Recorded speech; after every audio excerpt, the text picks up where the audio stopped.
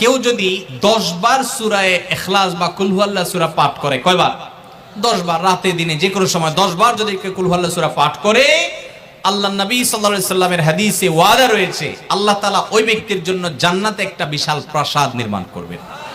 দুনিয়ার কোনো প্রাসাদ না ভাই, পামজমারার প্রাসাদ না ভাই, এটা কোনো দুবাই বা পৃথিবীর কোনো গুরুত্বপূর্ণ জায়গার লোভনীয় কোনো আকর্ষণীয় কোনো জায়গার প্রাসাদ না ভাই। জান্নাতের প্রাসাদ, দুনিয়ার প্রাসাদ রেখে চলে যেতে হবে। জান্নাতের প্রাসাদ যে একবার পেয়ে যাবে, অনন্ত অসীমকাল পর্যন্ত আর তার সেখান থেকে বের হতে হবে না, তার থেকে ছুটবে না। আল্লাহ আমাদের সবাইকে ফজিলত অর্জন করার তৌফিক দান করুন, আমিন। তাহলে সূরা ইখলাস 10 বার মাঝে মধ্যে পড়তে যদি আমরা চেষ্টা করি, পুরা সূরাটা একবার পড়তে 1 মিনিট সময় কিন্তু লাগে না।